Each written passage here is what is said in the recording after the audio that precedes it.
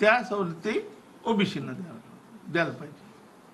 म्हणजे सगळ्यांना समान त्या सगळ्या सवलती जे काही असतील सवलती आपण देतो, म्हणजे शिक्षणामध्ये हॉस्टेल, स्कॉलरशिप ह्या ओबीसीला त्या मिळतात त्या सगळ्या मराठ्यांना मिळायला पाहिजे, आणि ज्या मराठ्यांना मिळतात ते ओबीसीला मिळायला पाहिजे. नंतर न्यायमूर्ती रोहिणी आयोग, आता देशभर हा एकच अशी गोष्ट आहे न्यायमूर्ती रोहिणी आयोग की या देशामधले जेवढ्या आरक्षणाचे प्रश्न आहेत ते सगळं मिटू शकतात, असं हे रोहिणी आयोगाचं तत्व आहे जे आपण सब कॅटेगरीशन सांगतो. ते त्याच्यासाठी या सरकारने केंद्राकडे शिफारस करावी ही मागणी आपली. नंतर आता समजा आपल्याला आरक्षण तर मिळेल, पण हे ठेकेदारी पद्धती जे चालू आहे ही बंद झाली पाहिजे आणि शासनामध्ये पूर्णतः भरती झाली पाहिजे. यासाठी सुद्धा आपण आता सोबतच लढणार आहोत. आणि विद्यापीठ महाविद्यालयामध्ये 10,000 पदं खाली आहेत. तुम्ही आरक्षण मिळून तर द्याल, पण हे पद भरती होत नाही ना. त्याच्यासाठी आपण दोघांनी ओबीसी आणि मराठा समाजाने एकत्र आपल्याला लढा द्यावा लागेल. एकदा आरक्षण मिळालं लढू ना. आधीच हे कुठं लढत बसता, आधी आमचं दुरण टेकानात आधी आमचं मिळून द्या, मग ते भरत्या फिरत्यासाठी लढू. तुम्ही आधीच कामाला लागावं लागले आम्हाला, आमचं आणखीन इकडे दुरण टेकाना. तुम्ही भले का घेऊन आलेलं मोठं ते आमचं आरक्षण आमचा डोळ्यासमोरचा स्टेट विषय, मराठ्यांना ओबीसीतून आरक्षण सगळ्यांना आमचा समोरचा विषय क्लिअर आहे. हे बाकीचं हे कुठाण्यासाठी लढत बसावं, आता देतो मी सोडून बसतो चालत आम्ही.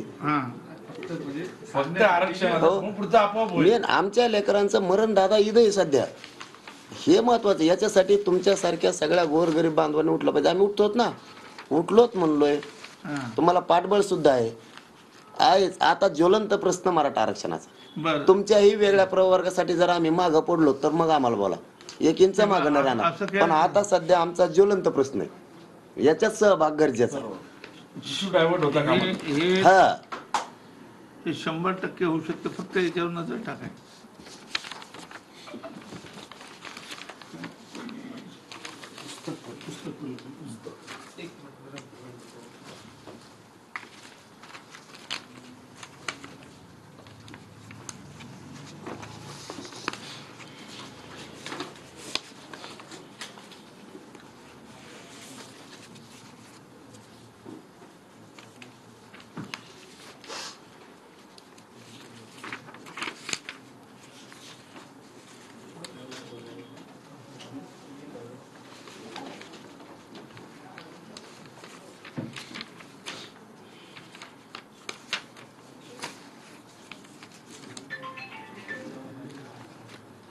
दिवाकर राठोड हे आता जरांगे यांची भेट घेत आहेत आणि त्यामध्ये मराठी ओबीसी मध्ये येणारच आहेत असं त्यांनी या ठिकाणी म्हटलं. ओबीसी आणि मराठ्यांना समान सवलती मिळाव्यात हा मुद्दा राठोड यांनी जरांगे यांच्या समोर मांडला. विचार करतो याच्यावरती विचार करतो, पण हे परवडणार नाही आम्हाला.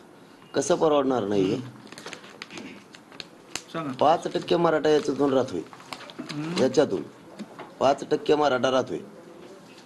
त्याला कुणी अंगावर घ्यायचं? मी?